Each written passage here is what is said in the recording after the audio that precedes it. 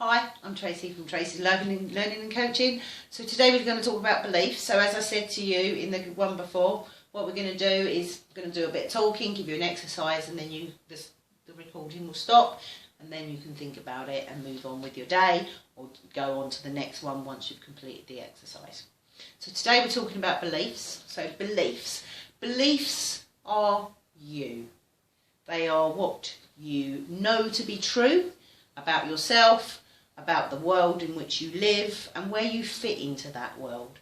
Whether you are a good person, whether you're a bad person, whether you're fat or ugly or wonderful or confident, whatever it is, beliefs are you. I'm not talking about religious beliefs, I'm not talking about cultural beliefs, I'm talking about the beliefs that you have about yourself. So, beliefs are taught. From birth, we start as an empty vessel. So little Bubba starts as an empty vessel. There she is. Devoid of thought, devoid of anything. Can do the basic things like suckling, breathing, just, grasping a finger, but nothing goes on. A complete empty vessel. So this empty vessel starts with nothing. Now, as they grow, they get taught to feed themselves and walk and talk, brush their teeth, tie their shoelaces, all the things that we learn as we go along. But when we start, we are nothing and we have no thought. So as we go on, this empty vessel gets filled with information. All those things that we do practically, but they're also taught where they fit into this world. So by the significant people in your life teaches you who you are and what you do in this world. Okay, so significant people, parents, brothers and sisters, teachers, peer groups, friends, culture teaches you how to behave and what's the difference between right and wrong. The media teaches you what you should think, how you should feel about certain things, and newspapers and news and everything teaches you what you to believe is correct, socially acceptable behaviour, but also how people should look. So this goes on without us ever really being consciously aware that we're doing it or receiving this information. We just learn to believe certain things about ourselves and where we fit in from this age. So it depends on what programming you have as to what you learn to believe. So we start empty, nothing. We are all the same. We are all start as a perfect child, perfect baby. Okay, so it depends on how that goes. So this is child A. I must say that all these children are not who I'm saying they are. They are members of my family. So child A might have been lucky, and she might have been taught to be confident. So here's child A. So they are. Child A. Child A is taught to believe that they are wonderful, that they can do it, that mistakes are good, that if you make a mistake, that's fine, keep trying. If you don't succeed, try again, practice makes perfect, come on, you can do it, well done, keep going. Child A is pretty lucky, right? They are taught to be kind, they are taught to be thoughtful, they are taught that they can manage to do anything that they want to put their mind at, to use kind words. They are loved, they are cared for, they are treated with respect, and they grow up to believe this about themselves. So, they have high self-esteem, high self-worth. They know that they are worth it because they have been taught all the way through their life. Okay, they are kind, they communicate, they are thoughtful, and that's how this empty vessel is going to grow.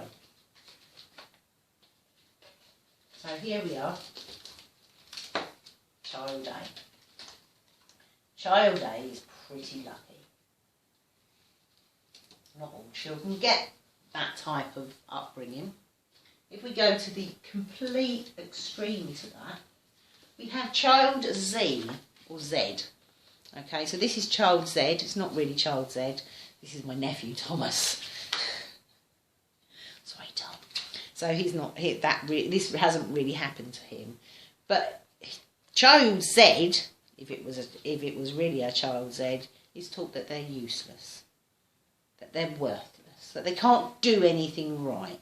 Stop bothering me. Shut up. Sit down. Go away. Fuck off. This is the programming that child Z gets. Child Z gets that type of programming. And they end up, all the things, worthless, no self-esteem, no self-confidence, they're anxious. So this is child Z. Okay, they are nervous and they don't look at people. But they started exactly the same. They started their life here as an empty vessel. And what they were was programmed to believe certain things. So, to kind of show you how this works, this is hang on, let you get it. This is me, age about 10. This is me, fat ugly kid. I won't go into all of it, but I did lose my weight as I grew up. There was certain things that went on about me. So, and this is me, age 13. Skinny, much more skinny. But when I looked in the mirror, I didn't see this person. I didn't know this person existed. I thought I was quite cute now, but I saw this person. Never once did I consider that this person was this person. She was here, this fat ugly kid. Lost the weight, kept it off, had a life. Lots of things happen, which we're going to talk about probably during the course of the workshop. And even here, so super skinny, size 10, 12, something like that. But I still didn't see this person. I'm still this person. I didn't fix the broken program that made this person that person. I look in the mirror and I still see this person. Nothing changed in my life apart from my weight. The broken program that made me this person is still there. And therefore, I'm behaving like this kid. So this kid, just so you know, is this kid. So she was brought up to feel odd. Here's me, that I'm not listened to, that I'm a bit odd. What are you doing? Stop doing that. That's not nice. Don't do that, Trace. So this is child T. She grows up feeling odd and an outsider. She doesn't know how to communicate and she tries to fit in because she doesn't know where she fits in. So she's trying to fit into somewhere. She ingratiates herself to people, which makes people probably less likely to like her than it was. But in her mind, she doesn't fit, so she's trying to fit somewhere. And this sent me down a lot of different roads that perhaps I shouldn't have gone down. So this is child T. Okay, so then we had different children, different upbringings, different lessons and belief systems make these people who they are. So we've got child D. Here she is. She's not really that child as she says, but she is brought up not feeling loved from her parents. This obviously isn't her. Sorry. But she's brought up to believe that she's an unlovable person. So somebody comes along and wants to give her a special cuddle. Come and sit on my knee. You're unlovable, so I'll love you. She isn't cared for by other people, so she gets cared for by somebody else in the completely wrong way. But what she learns to believe about herself is that she's unlovable. So she allows people to mistreat her because that's all she's ever known. Then we have child P, for instance. Child P is taught to be smacked, slapped, punched, not cared for, not loved, not nurtured, no clean clothes, no decent clothes, all just scruffy and unkempt and unloved. What does he want? He's in the way again. What's the matter with this kid? Go away, you're bothering me. How is a child going to grow up if he's always screamed at? What the fuck do you want? How is that child going to grow up? How is he going to believe? What does this empty vessel get programmed into him? It's a no-brainer. I'm really sad because really he's an empty vessel, right?